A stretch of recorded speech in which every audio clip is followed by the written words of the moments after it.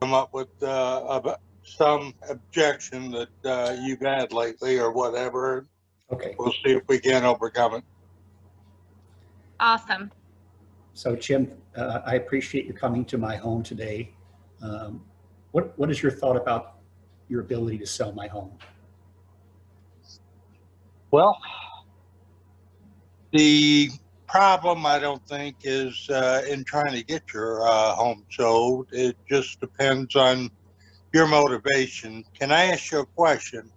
Sure, go Do ahead. you think that the market is working for you or against you right now?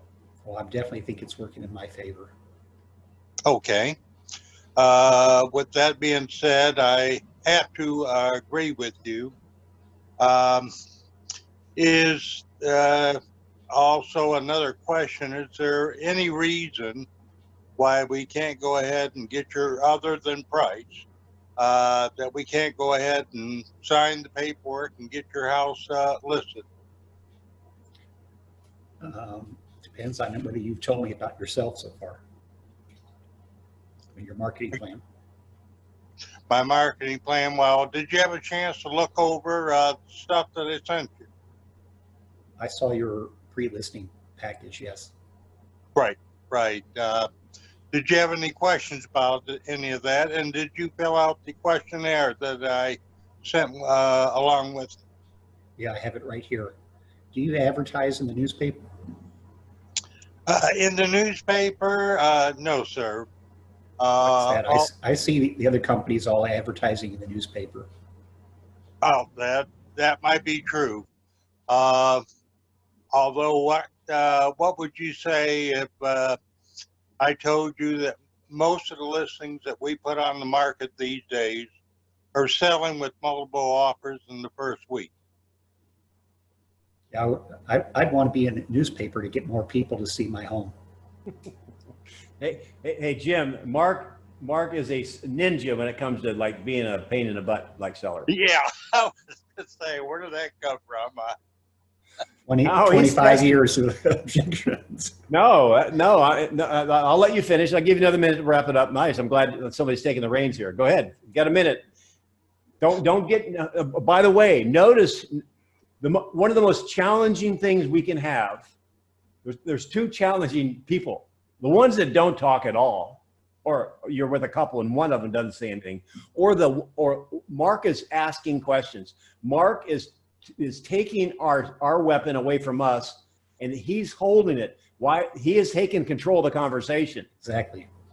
So that's what he's doing, and he's doing it on purpose to give Jim some practice at it. Let's see if you can get control back. What reason would you want me to advertise your home in the newspaper? Well, I see all the best and the top companies advertise, so I think they have more buyers. Oh, I might agree with part of that. Although, again, if we can get your house sold in less than a week with multiple offers, we wouldn't have enough time to even place that newspaper ad. So now you hit something there. That's a great strategy. You just didn't think about how you could ask that. Where is the pain? You just brought up a pain point. Did anyone pick up on it? I was thinking, I think you're going the wrong direction. However, you're on to a brilliant point. So my question's going to go back to him is, can you guarantee me you're going to sell my home within a week at a top price? Well, okay. So let me. Anyone would take a stab. But where's the pain point? What you made me think of, Jim, is this. Okay. So all right. So let me ask you: if we are you ready to move forward with us today? If we put your home in a newspaper? I stepped in late, so I don't know what else there was. That was the first. Is that it? Or are there other things? Did he isolate you? No, we just got started when you jumped in the sense that we talked about, we're in an in-person interview in my home, and he's asking, other than price, is there anything that would stop you? And I said, I don't know enough about you or your marketing plan. He asked me, did I receive his pre-listing package and his questionnaire? Okay. Can we just use this one unless somebody else wants to throw something out? I mean, this is kind of a weird one. However, it would be, there's a couple things that, Jim, you mind if I take over just for a moment? Go right ahead, sir. Okay. Because he was giving me a hard time yesterday. So I've been preparing for him. All right. So here's the deal. So is that if we put your home in a newspaper, like you say, are you ready to move forward with me today? Yes. Awesome. Let's just get there. Now, here's the thing. Now, let me ask you a question. Do you know how newspapers work? No, I just see everybody doing it. Okay. So if you're looking, I'm just going to speed it up. But what newspaper are you looking at? Is it like the Sunday paper or something? Yeah. Okay. Well, here's the thing. If you want, and we'll do it, we'll put your home in there if you like. However, the ad we create now will not run for 14 days. So my question is, do you want to sit on your hands for 14 days, or do you want us to get to work and doing some other things to get your home sold even faster than the 14 days? Yes. Top dollar. Well, what's more important, getting an ad in the paper or selling it for top dollar quickly? Top dollar quickly. So the ad doesn't matter to you. If we basically had a Blue Angel Air show, you'd be happy with that, right? As long as you get top dollar quickly. Oh, okay. Now here's the thing. Okay, now, all right. You want to go toe to toe? I'll go toe to toe with you. So, all right. So top dollar. So what does top dollar mean to you, Mark? 95 or higher percent of the list price. Now, okay. I don't care if you say that. Have you ever had a seller tell you that? No. Well, can we work with something that might be helping these guys? Sure. Okay. That would be an easy one anyway. If your home is listed at worth 300, I'd list it at 270. So I do better than 95% of list price. How's that? And that's something I want you guys to be very careful of. People use that list to sales price ratio. Be very careful of that. That is a slippery slope, and it's not as meaningful as you think it is. So it can be meaningful. Just be careful, particularly when you're working with buyers. When we were role playing yesterday, and I forget who, I talk to people all day long. So here's the thing. We were going through a buyer presentation interview, and I know that many of you guys work with buyers and, schooling them, getting them into reality. If you just make the statement that, hey, listen, homes in this market are selling about 99%. Well, actually, I did this with Molly on Niblet. That'll be posted online. Homes are selling at 99% of asking price. What would you think if you were a buyer and I told you that?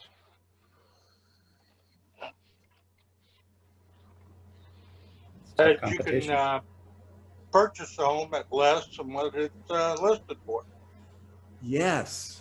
Therefore, when they go to, quote, make an offer on a house, and you're suggesting, you've already planted in their mind, on average, things are selling less than asking price. Now, Molly didn't stop there. Molly, she's a bold coach and been in business, I think, 15 or 20 years. So she made it. However, in this market, in your price range, homes are selling, she said 103% above asking price. I probably wouldn't give a percentage, because what if you had to go higher? They're selling in excess of 100% of asking price. So in the past, many times we have schooled buyers to let them know what the listed sales price ratio is on average. Yes, that number may be a number, and it may be 99, 97, who cares what it is. You are shooting yourself in the foot of getting them to go over ask price when you tell them that. So you can say in a normal market it's 97, in this market's greater than 100. Do you have any questions about that, Mark? So, I mean, people would actually pay more than what the house is worth. Is that a legitimate question? I'm role playing as the Okay. buyer. Well, let me ask you, how do you know if it's more than the house is worth? Well, the seller must have had a figure in mind when they put it on the market they thought it was worth. So either they Okay. underpriced it, or perhaps you're going to tell me that it's worth more. Well, let me ask you this. Have you ever seen a house that you maybe looked at and you didn't buy it and somebody else did? Yes. You know why? No. You didn't think it was worth it. Somebody else did.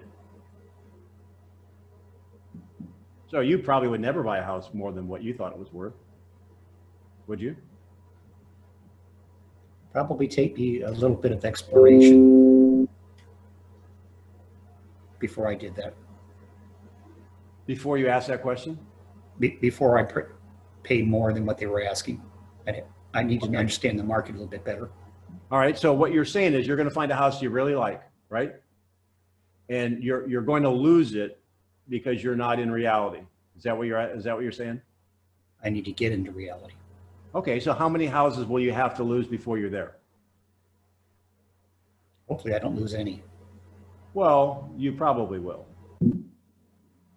So here's the thing. We'll do it your way until you want to do it the market's way. Is that fair? Sure. So, all right, we'll come back to that. I got a couple things I want to go over real quick because I had some things come in.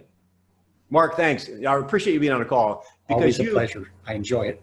I know. However, you make people think, even me think, and that's good.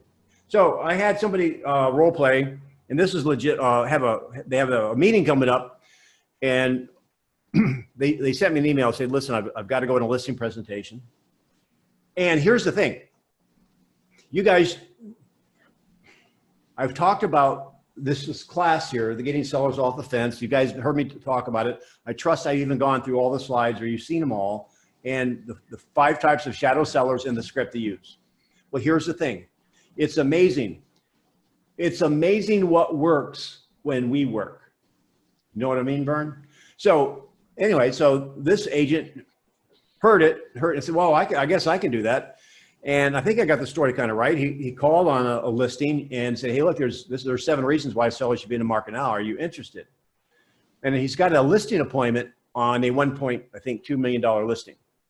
And so he wanted to role play what this listing appointment should be like. And the seller also mentioned they were going to be interviewing other agents. Now, do I have that kind of summed up right? Yes, you do. Awesome. So, David, you're a good role player. Do you want to role play with me? Okay. All right, you're the seller, and I don't know you, right? Right. And so you made an appointment to go have the listing presentation, and so you don't know anything about the seller. You just made the appointment. Right. All right, so I'm going to ask a quiz. So I'm asking you guys. You're going to go over there. What's the first thing you're going to do? And believe me, there's several things you want to do up front. What's the first thing that comes to your mind? How do you begin the conversation? Break the ice. How? I should have done this recently, and I wasn't up on my game, and I didn't give a compliment in the beginning to relax the seller. Okay. All right. I got it. You went, obviously it's better than stealing candy out of his candy jar. So, all right. So you're going to start with something positive. What else? What's the next? You're sitting at the table. How do you guys begin your presentation? I mean, you go on presentations. So how do you normally begin? Well, usually I like to take control of the conversation, and after we chit and chat and break the ice, I would tell them, one of 3 things is going to happen at this meeting. You guys might decide to hire me, or you might decide not to hire me. And the third scenario might be, I might decide that we are not a good fit. Is that fair enough? And then I'll go to the presentation. Okay. Now, again, that is a bold script. Actually, no, that was actually Nikki Ubaldini. It's probably part of bold. Nikki Ubaldini's got one of the best buyer presentations. She uses that in a buyer presentation. I think in bold, that was part of the seller presentation. Probably, and this is just the way I would probably play it. And again, I know you're condensing the conversation, David. I would probably not do that fast. Mm-hmm. To me, and you know how I like to make silly analogies. Imagine going out with a girl for the very first time. Then at my age, I don't even remember dating. However, if I could say, okay, like 1 or 3 things are going to happen here. I mean, I probably wouldn't do that on the first 10 minutes. Yeah, maybe I wouldn't be married. So I think I would start with, well, thanks for having me over. And I would probably go to, all right, tell me.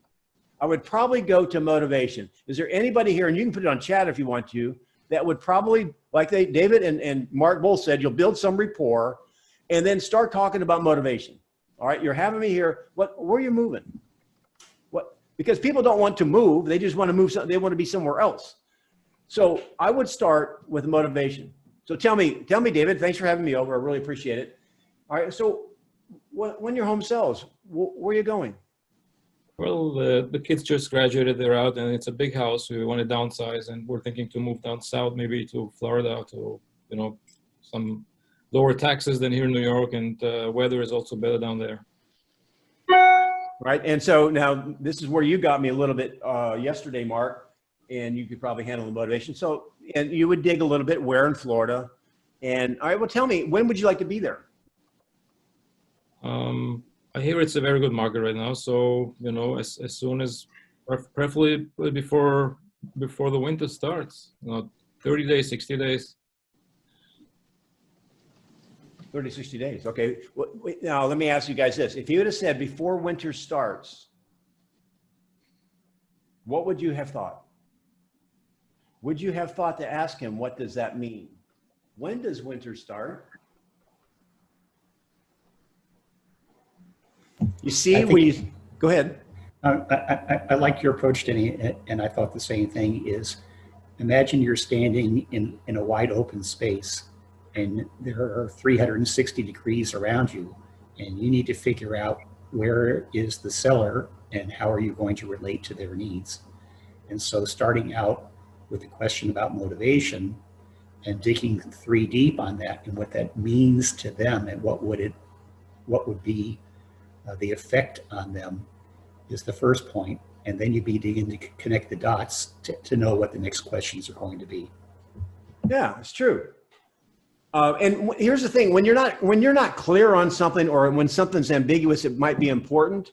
Then ask about it, because you know, I don't think you're having a conversation with people when you're asking. It's not like where they're telling and they're bored stiff. Oh, I see, winter. What month would you like to be in? Because does it matter if it's January? That could be winter to them, or we consider in Florida the winter season. You know, it starts like in Thanksgiving, and that might be important, right? So. Now, then the other thing is you want to somehow tie the emotion to it. So he said he wanted to be south, warmer weather, blah, blah, blah. So let me ask you this, David, when you move south, are you going to still have some friends living up here in New York? Yeah, that's going to be a tough one to leave them behind. But, you know, we have also some friends down there in Florida. Well, you know what happens? I see this all the time. When people move to Florida, guess where their friends go? Florida. Yeah, they visit. So here's the thing. How would you like, can you just see yourself, again, Christmas Day, you're in Florida, you're standing on the balcony of the condo, overlooking the golf course. Let's just assume that's what you wanted. And you take a little selfie and you're going to kind of rub it into one of your good friends. Who would you send that picture to? I'd send it to a couple of friends of mine. That's a good idea. That's what Mark's talking about. You know, when we talked about this yesterday on the motivation, you've got to get them to that emotional part. Imagine standing on the condo, sunbathing, and taking pictures, and your friends back home in New York are shoveling snow, and you take a nice selfie, going nah nah nah nah nah. How's that gonna? Isn't that gonna be fun? Whatever that emotion is, you got to get them there. Now that's probably where I'd start. Now you have a level of feeling. Now, something came up. Now, this is probably where I'd go next, because he mentioned it on the phone. Now, you mentioned, David, that you were going to be talking to other agents, correct? Correct. Now, you're going to be talking with them or interviewing them? No, I'm interviewing you right now. You know, I have a few people probably coming over and I want to interview them as well. I'm kind of curious, is this an expired? No, they were never on the market before. It's just a random phone call, and you know, they were thinking about moving. The guy had surgery recently, so it was put on the back burner, and I just caught them in time. They want to interview agents now, and they're getting ready to sell. Well, all right. So now there's something in my mind that's not computing. This is like one of those puzzle games, right? I'm going to ask you the question: what's not computing? There's a warning light going off. Does anybody else feel the warning light?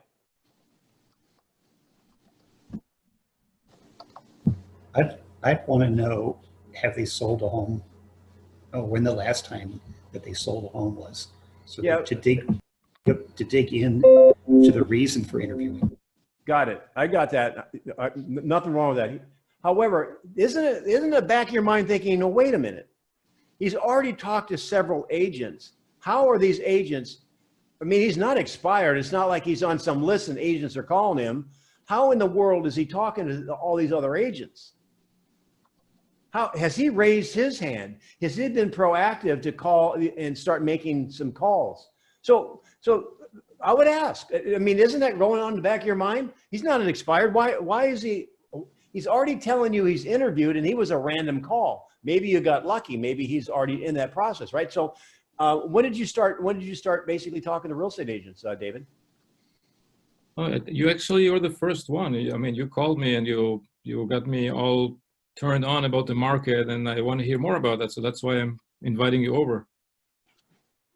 Oh, I'm sorry. I thought I misunderstood. Now I'm falling on the sword here. This is how you do a moonwalk. Well, and Right. it's purposeful.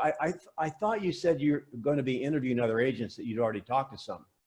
No, so I reached out to them, and I'm going to be the first agent they're going to be. I know. No, just stay and roll. Stay and roll. Right. Oh, okay. I thought you already talked to him. I haven't spoken to any agents yet. You're the first one coming over. You reached out to me, and I'll probably interview a few more. Okay. All right. So nothing set up yet then, right? No, nothing set up. No. Okay. So awesome. So that's probably not a bad idea. So let me ask you this, David, what criteria are you going to use to pick the agent to represent you to get to Florida? Now, notice I'm training myself. I almost said sell your home.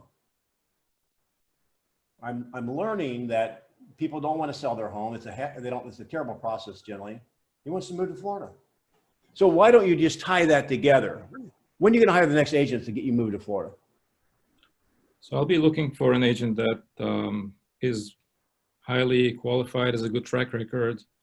You know, honesty is important to me, communication, and you know, I want to see that I get along with him. And probably on top of my list will be, can this agent get me most money for my home in a short time period? Wow. That was a list faster than I can write. So now you got a laundry list. So I would probably go back to, okay, so I get that. And when you interview, how will you be able to determine which agent's going to meet all the check marks in those boxes? How will you do that? I will, first of all, when I talk to him, you know, I probably have a good gut feeling about him. I'll read some testimonials. Maybe you can get some phone numbers from him and about past clients, so I can talk to them as well. And you know, the reason I would interview one or two more agents, I just want to make sure that we're going to price it right to, you know, to get most results and get it sold in a good time frame. Wow, he's given you a lot there to work with. And so my mind is going, a lot of agents will want to then think, now, finally, Denny, I can stop with the questions and start giving my presentation. I wouldn't be talking about how great you are and how long you've been great and how many great homes you sold. I would say, okay, then you must have given this some thought. You must have a list of questions you're going to ask these agents that come over. Is that right, David? Right, yeah. So let's go. Ask away. Okay. Boom. Hang on just a second. You see what I just did there? Everything that comes out of his mouth will be important to him. If you start giving your presentation, everything coming out of your mouth won't necessarily be important to him. No, I think that's an aha. Go ahead. So Denny, can we do a trial close at this point, or is that premature? So if I could meet the time frame and the price and that sort of thing, would you consider hiring me today, or is that too early? No, that's basically, I was rolling around in my brain. It would have been, yes, I don't think it'd been too early to do that. I think that's a valid point, Mark. And it would be like, okay, let me ask you then, probably right after you probably have a list. So let me ask you then, if you go down this list and everything is like thumbs up, thumbs up, thumbs up, thumbs up, are you still going to go through the interview process, or would you make the decision to hire me? Is that what you're saying, Mark? Yes. All right. I love it. Let's just, that's the question to you, David. So that's your trial close. Right. So I probably would, interview one more agent, just like, I wouldn't want to ask one doctor when I go into surgery. I would want to have a second opinion to make sure I'm making the right decision. Okay. Well, let me ask you this then. What happens if you interview that agent and you get all the thumbs up again, and now you got two agents that are kind of tied? Then what? Then that's a good question. I might have to see which one has, better terms. Maybe it's going to come down to the commission if you're both equal.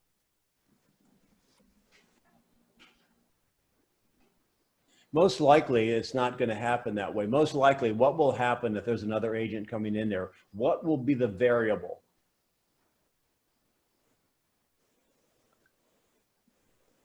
Come on, you know what it is. Starts with T and ends in rice. Price. There you go. Okay. There you go. Because that's what you have to worry about. Because if you go back and listen to what David had to say about his interviewing and basically who can have the right price, or he mentioned price as the last item with an emphasis. So now you have to fear the other agent's going to come in. Let's say they're qualified, thumbs up, and it's going to give them a unrealistic price in order to quote buy the listing. How would you then, first of all, can you see yourself getting to that point and maybe losing a listing because the other agent is going to basically, maybe give them a over optimistic number? It just happened to me twice that I lost a listing that somebody, priced it much higher than what I was telling the seller. So guess how you avoid that, you guys? You don't price it. You ask them what they want to list it at, just to get an idea what they're thinking of listing it at. Okay, then you take over for me and ask David those questions. That's fair. Any question is a good question. Let's see where it goes. I was thinking that I could probably get $495 for my house. Hang on. No, you're the agent. You're talking to David now. He's the seller. So David, what do you think your house is worth? Well, that's why I called you over here. I want to know from you, what do you think my house is worth? Well, I can tell you what it's worth for sure. I've done comparable market analysis, and it's worth $475 to $495. Okay. Were you thinking along those numbers? I was thinking a bit higher than that. I was thinking 550. And what makes you think that 550 is the price we should go with? I see the market is on fire over here, and there's not too much inventory in the area right now, so I think I probably would be able to get that number. Definitely the market is on fire, is low, and the houses that are selling are the houses that are priced correctly. Now, if you were to go buy some Tesla stock right now, what do you expect to pay for that stock? So I'm not so familiar with the stock market. Could you say that again? Well, Tesla stock right now is on fire and selling for maybe $1,600 a share. Do you think you could, would you buy it for $2,000 a share? No, I would buy it for whatever it's worth right now. Okay. Hang on a second. I'm going to just, is it Lawrence? Lawrence? Yeah. Mm-hmm. Lawrence. All right, great job. Thanks for stepping up. I love people that like to role play. So here's my question, and I'm only asking this. because there's more than one way to play a chess match is, okay, so the way I approached all my listings, I don't give them a number. And the other thing is, and I'm going to ask Lourdes, where are you? Where's your market area? South Florida? Oh, you're near us? Yes, All right. I'm in Where? Jupiter. Okay, awesome. I have a client. I mean, somebody wants to move over there. So, I pay a referral fee, just let me know. all right. So here's my question. I'm going to ask you guys. All right. So if she may be exactly right. Here's the thing though. What is the one danger of using comparables in this market? They change every day. Yes. And therefore, remember, you're going up against, then would you basically say with 100% certainty that your market analysis from 475 to 495 or whatever you said would be spot on? No, Would you guarantee that seller that they wouldn't be leaving money on the table? would I guarantee the seller that? Yeah. So if you're giving me that listing presentation, I'll say, you're saying 475 to 495. I said, Lourdes, are you saying to me, are you guaranteeing that I will not be leaving money on the table? Yes, if I'm going to go on the high end of it, and I'm going to guarantee that you're not leaving money on the table. Okay. So are you finding yourself in a hot market over there, multiple offers above asking price? Yes, Then can you say that with 100% certainty? yes, because we're going to market it, and we're going to, first week, we're going to either get, a bunch of showings, and we're probably going to get multiple offers. And Okay. today, And so what would you then say to the seller if you had an offer at 515? it's a hot market, So you guys see, I'm attempting to kind of, I don't want anyone to feel bad, or, I don't want anyone to feel bad because they're speaking out. I want you to be bulletproof on your listing presentation. Okay. There's two things that I want all of us to understand. Number one, you may be absolutely right. However, in this kind of market, I think there's a different way. Here's the other concern I'm going to have. The agent behind you won't be that dogmatic. Okay. And guess what? They're going to take it at 550 Mm-hmm. and sell it at 495. Right. Does that benefit you? No. So the way I handle it is, and if I could, let's just stay with this just for a second. I'll go, all right, so let me go back to you, David. All right, and I'm going to carry on Lourdes' conversation. So the question you asked him was, what do you think it's worth, right? Right.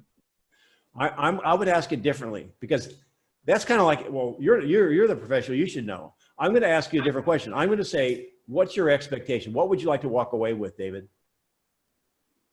Well, I saw a house down the street just sold for 1.1, and they were listed at 995. I think, I would love to walk away with the same number. All right, now let me ask you: were you just being nice to me and you weren't being nice to Lourdes because you didn't come back and say, well, you're the expert, or is that just a reflexive answer? No, that's I don't know. That's a reflexive answer, I guess, the way you asked the question. Okay, fair enough. Do y'all see the difference there? I mean, it's like, what are your expectations? It's like, I'm not asking you to tell me what it's worth. That's supposed to be my job in their eyes, and maybe it is. I don't know. I'm just saying. You're just asking them, what do you want to walk away with? Yes. I'd like to, Now, is there any way that we would know that answer? No. Should we know what it's worth? Sure. Approximately. Yeah.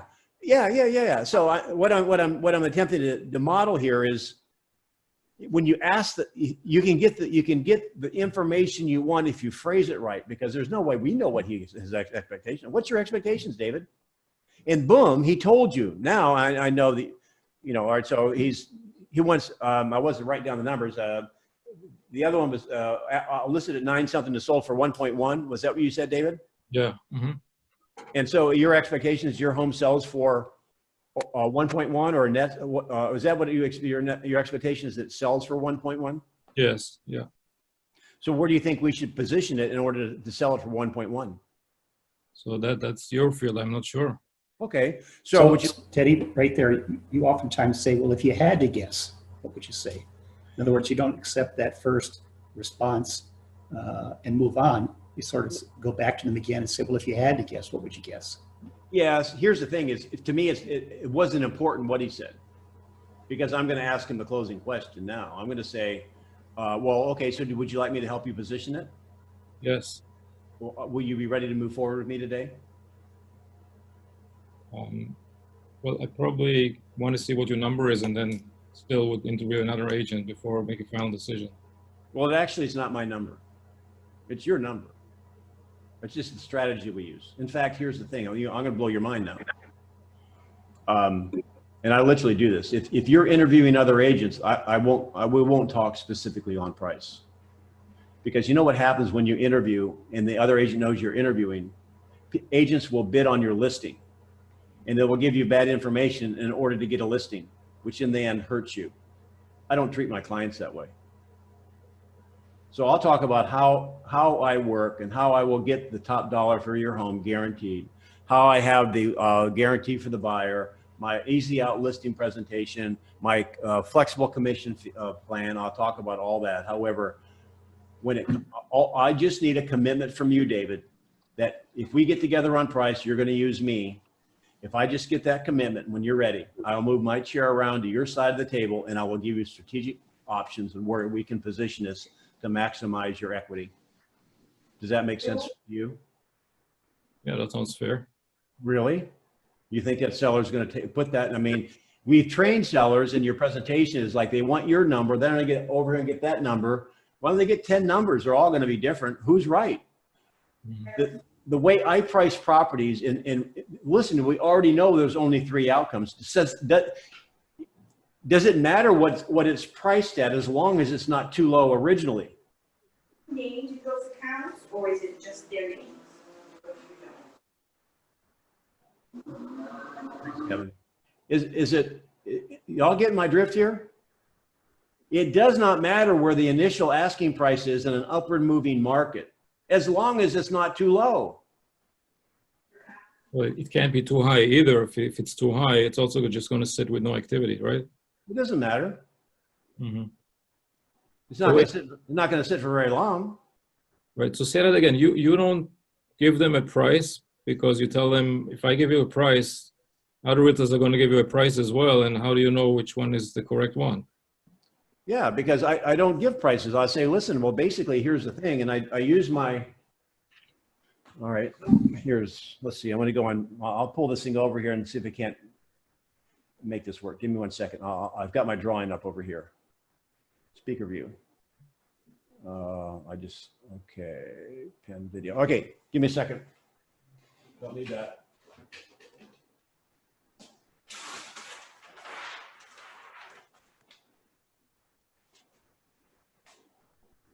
Okay, can you all see that? Yeah. This is what I literally do on a legal pad. This is how I work, David. I'll pull this a little closer. Listen, price, I draw a line. And I don't know if you can see the pen. In this market, I might even draw it up a little bit, right? Because it's moving up. Here's what we know, and this is the way I work, David. And if you agree with this, you like everything else about me, if you agree with the way that I work with my clients, this is my strategy of getting you top dollar. If you like this, I'm sure there's no question we'll do business. So here is the price continuum, okay? No matter what it is. This line here represents top dollar, and I put it right over here, top dollar. Now, here's the thing I want you guys to understand. This is just us chickens. And I'll ask you the question because I really want some pushback here because I'm probing my theories all the time. Do we know where top dollar is? No. Lourdes? Are you there? When you said 475 to 495, that's based on comps. Is that top dollar? Are you still there? Or did you leave? Anyway, The issue is, guys, get this, please. We don't know where top dollar is until you expose it to the market. Classic. What's going on in today's market? You're lucky if you get the listing based on CMAs.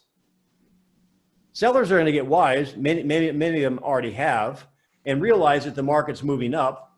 It's not too crazy yet. However, how many of you hear in stories or seeing for yourself that homes are selling over asking price? Now, does that mean they're selling for more than what they're worth? No, that means the original CMA was too low. That's what drives me crazy about multiple offers. You get 14, 15 offers and you sell it for $45,000 over asking price. Why didn't you price it higher to begin with? That's a whole nother conversation. However, let's go back to my presentation on price for the seller. I'm not giving sellers prices, you guys, because then they're going to go and shop it. Or they got a brother-in-law that's in real estate, and they're going to take my information and my 37 years of experience and however many years of experience you have. And just because they have a price, they think they can get top dollar for their house. That doesn't necessarily mean you can watch videos on how to do an appendectomy. That doesn't mean you can do one. There's some skill involved in this, you guys. But here's the thing. I'm not going to sit down with the seller, and I'm just bullish on this. I mean, maybe it doesn't fit you because it's just not your style, which is okay. I just know that when you set a price, it's going to sell for X. You lose if another agent can prove it's going to sell for X plus. The only way you can win in that situation is don't set the X. Let the market determine that. So number one, I want you to write down that top dollar is not determinable until it's exposed. Classic point. And I'll say, listen, this line here, that you're a seller, right, David? Yeah. Would you like to have that line? Would you like to get top dollar in this white hot market? Of course I would. Okay.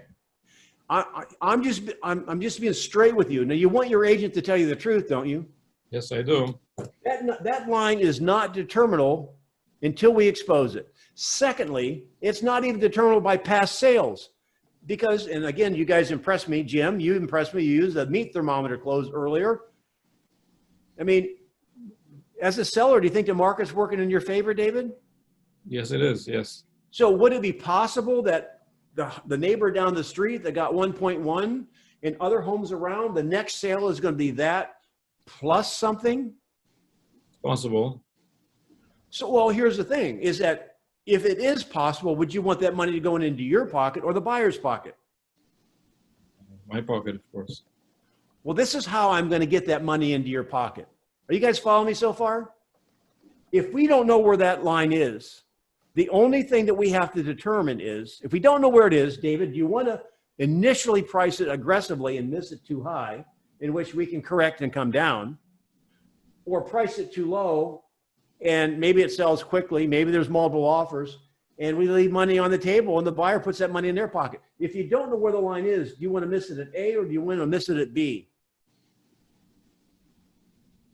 So, you know, the house down the street was listed at $995 and it sold for 1.1. I mean, how do you explain that? I guess they priced it too low, but they created so much buyer's urgency that it went crazy. Well, okay, then why don't we price your house at $1? Well, because that's insane. I mean, it has to make sense, right? I want you guys to understand that. Here's where I'm coming from. So let's just assume the house is worth 1.1 million. You price it at 500, you get multiple offers? Yep. 600? Yep. You get multiple offers all the way up to a point when the air gets too thin, when you're getting to the tippy top of the market value. Now, I understand that multiple offers can drive something greater than asking price. I'm not sure it can be proven. I would like to prove this. It's my theory that multiple offers does not take it above that line. I think that line is determinable by coming down at it. And I can defend that on a theory standpoint. I can't prove it empirically. I don't want to get lost in the weeds. I'm just telling you how I approach the market. And on the seller is that if you're losing on listings because you're giving them the price rather than tell them how they're going to put more money in your pocket, then maybe you want to change your grip a little bit. So the bottom line is, I know that, here's the thing, David, we could list your house at $900,000 too. And we might get multiple offers on it. I'm just not sure you're going to get top dollar. So which would you rather have? Top dollar, or you want multiple offers? So I'm following your logic, Danny. If you're saying it's better to start higher and then come down, where is the threshold? I mean, we could start at 1.5 or 2 million as well. I mean, that's 20, for guidance. Was somebody saying something? I heard you, David. I thought there was another comment. Well, obviously you can start at 25 million. However, here's the thing. When you elect to hire me, I will put dollar signs on these numbers for you. And if you agree with the way that I'm strategically positioning your home, notice I didn't say pricing. If you agree with the way that I'm strategically positioning your home, we'll finalize the paperwork. However, I'm not going to put numbers on that if you're interviewing, because you know what? That's my expertise. I don't give it away.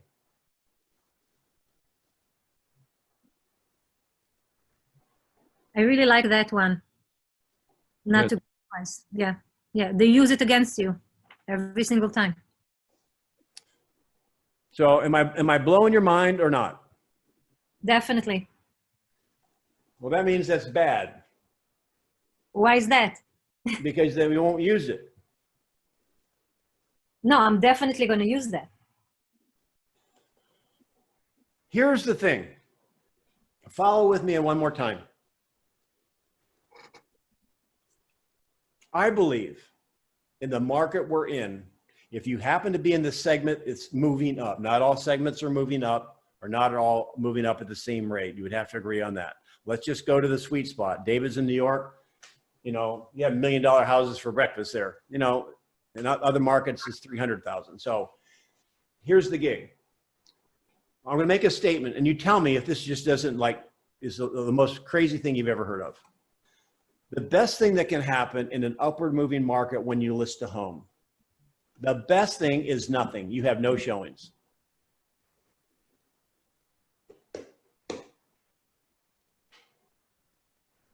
Oh, I can see it. You guys tar and feather. You're going to tar and feather me. You're going to burn me at the stake. So can you explain that? What does that mean?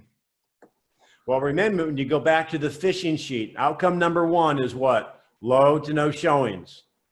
So if you list a home and you have no activity, guess what you have learned? You're not too low.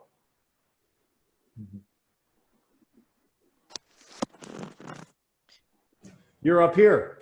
You're too high. You're too high. Yay. The seller's not leaving any money on the table, are they? So then you've learned two valuable lessons. There's no market here at point A, and you've eliminated that price all the way up. Now what do? Is you then strategically start doing that. When you approach that line, wherever it is, you'll go into outcome 2, showings, and maybe even outcome 3. So just smoke that in your pipe a moment and tell me what you think. Give me some feedback on that. Denny, Yep. I've tried that, and then I've had people come in under what I've actually marked it at because they think she's going down. She's going to continue to go down. I got that. Well, let me explain that to you. Oh, hang on.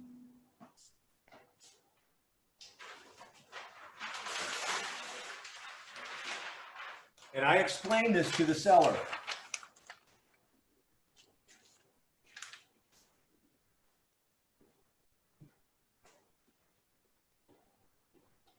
David, let me tell you why this works.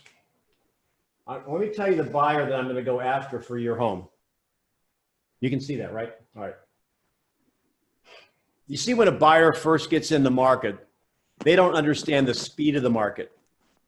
And so let's say this is time here. This is frustration. This is time. Day one, they come into the marketplace and they're excited about getting a house. They're a little bit, oh, this is going to be fun, and haven't bought a house in 5 or 10 years, new area. What happens is they've looked on Zillow and basically the 15 houses they saw in Zillow, when they finally meet you, the agent in the office, there's only 4 available because Zillow is not a real-time situation. So they're already a little bummed. They go out there and look at them and they think that, well, wow, I'll tell you what, in Ohio, we could get something a whole lot nicer than this for that money.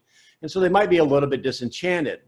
Or, you know, they go out the second day, they have a new list of homes to see, and they think, well, we like this house. We're going to go home and pray on it. And what happens? It gets sold out from under them. Now they're learning. Now they're getting up to the speed of the market. Day 3, they go out there, or the 3rd meeting, which would be maybe in the afternoon. All right, now we know it's moving fast. They find a house. Okay, we're going to make an offer. My parents said they'll offer 10% less. I don't think that'll work. Let's just go 5% less. What happens? They lose the offer. So every day that goes by, what's happening is their frustration level is increasing. They make an offer full price. They make an offer over full price. At some point in time, a buyer with motivations, frustration hits the tipping point. Now, Mr. and Mrs. Buyer, that's the seller, that's the buyer we're looking for. Because when we come on the market and we're at point A, and it can't be like in the stratosphere, we're pushing the market up. When they see that new listing at point A, they've already lost out on another house. Can you imagine in that buyer's mind, hey, honey, listen, we need a house. That one just came on the market. Let's buy the house. Can you see that happening? Now, it may not be at point A. It might be after a couple of reductions. But here's the thing, you guys. A price reduction resets the clock from a days on a market standpoint. So that if that buyer was in the early part of their search here, well, that house been on the market 90 days. I see they just lowered it, so they must be desperate. Must be something wrong with the house. We'll make an offer. Well, they don't get the house. This buyer won't. They know value. They'll step up and buy it. And I know this is contrary to everything biblical there is out there from a real estate standpoint. However, I believe it into the middle of my bones. That's the strategy. And here's the thing I can tell you for sure. Sellers dig this. Sellers dig this.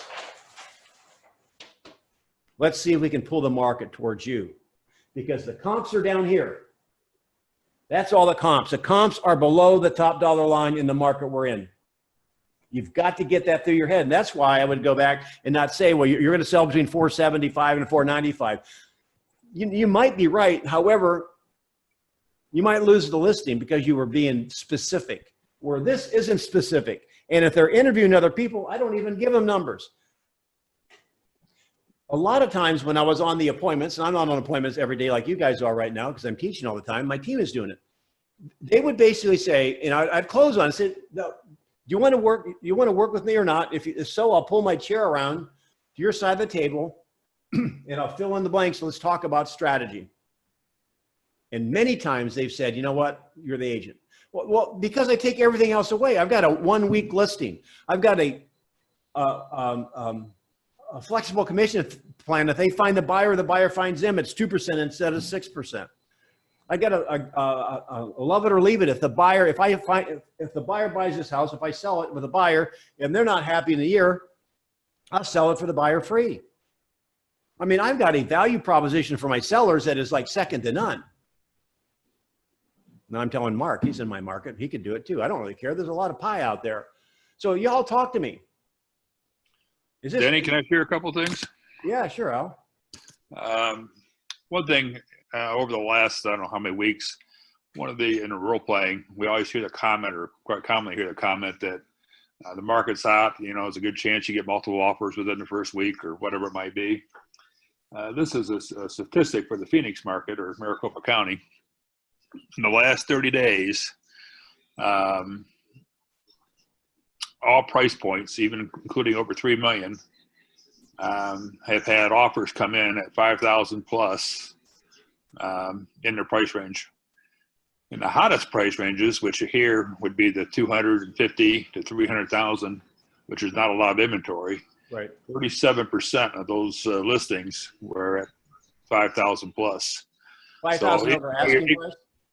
Yes. Okay. So what you're hearing is there's a lot of homes maybe going over list price, but when it's over 5,000, the number drastically reduces. And that does not include incentives. So incentives come off those prices.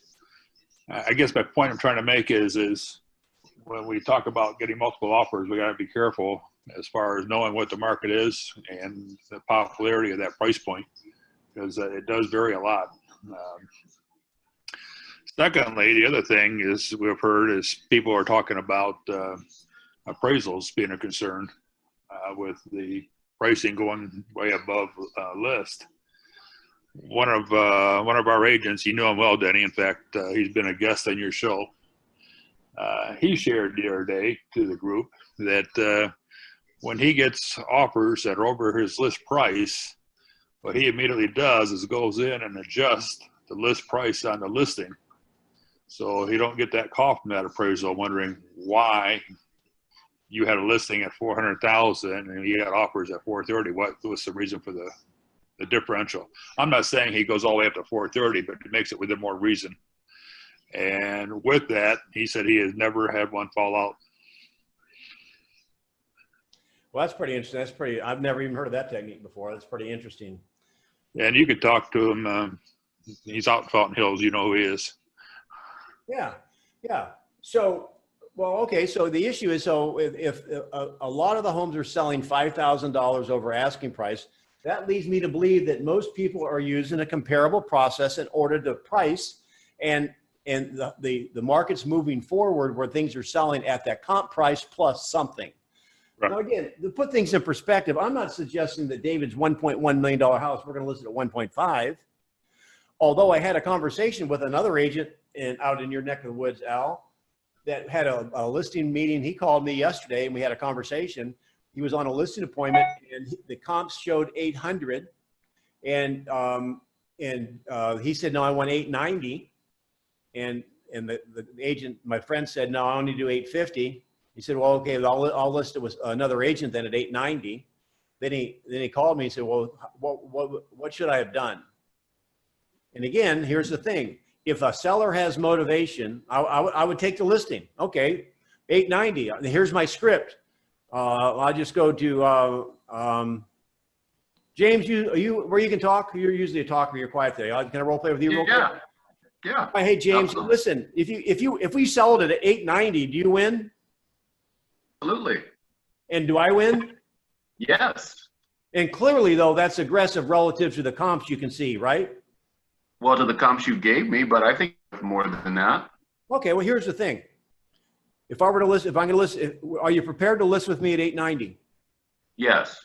Okay, groovy. I'm taking the listing because he wants to move to Orlando. Who cares? He's got motivation, right? Because I know sooner or later he's going to capitulate. However, I'm not done with him. The next question is, okay, what are you going to do, Jim, if the market says no?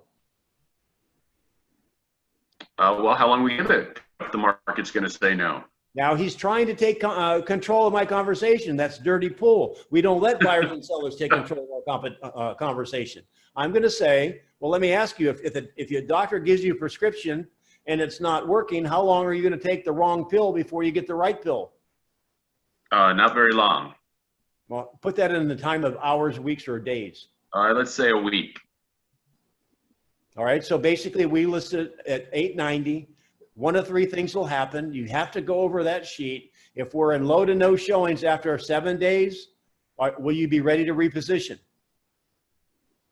How much are we going to reposition? It's up to you. How fast do you want to sell? See, I don't let sellers take control of the conversation. How fast do you want to sell? Well, I want to be to Florida, by November. Okay, so we're almost in September, right? So that's 60 days, maybe 75 days. Yeah, that's about right. So, all right, we're at 890. Well, then, okay, so it's a week later. I've got the listing. Anybody pushing back? My buddy pushed back and didn't get the listing. After I had the conversation, he said, no, I should have taken it. Because he's got motivation. Sooner or later, the market will have to agree with him or he'll have to agree to the market. Might as well be your commission, not somebody else's. What if I didn't have the motivation? What if I said, okay, I want to go to Florida, but I'm not in any rush? Well, generally speaking, again, that would be a great role play to have maybe next week or something. There's time before you guys So sign Denny- off. I'll just let you know that this is that if they have no motivation and you're basically building a set of custom cabinets, you may never get paid for it. Okay. Denny? Any ahas? David, was that helpful? Very helpful. Very helpful. So give me some ahas, you guys, because we went into. I go back to the conversation about if that agent is the other agent is so convinced it's going to sell, and you in your mind and know that it's not going to sell at that price, then add something to their listing agreement that the first time they bring up the subject about adjusting the price, the listing is automatically terminated. I love that line. That's in bold too. Yes. I've never used that. I mean, I've heard the script. I love the script. I've never used that in a listing agreement. Have you, Mark? Fortunately, I haven't been in a situation where I was competing against somebody who was going to overprice that I knew about. Huh. Awesome. And Denny, what you shared many times in the past. You're willing to take that listing at almost any price that they want, as long as they understand how to position them, the home, if in fact they don't get buyers. Yeah. Well, here's the thing. I've got to make sure they understand it's not up to me. It's up to them. What are you going to do if the market says no? Because here's the thing. You can't make an overpriced listing sell. And you know my favorite line. We're Keller Williams. My name's not Helen Keller. I'm not a miracle worker. That's not even funny anymore. I've not heard that, but I like it. All right, you guys. Thanks for being on the call. Tell your friends. Tell your friends. Great job. Thank you, Danny. Thank you, Danny. Great. All right, Lotus. Thanks, Denny. Bye. Thanks, Denny. Thank you. Thank you, Danny. Thank you.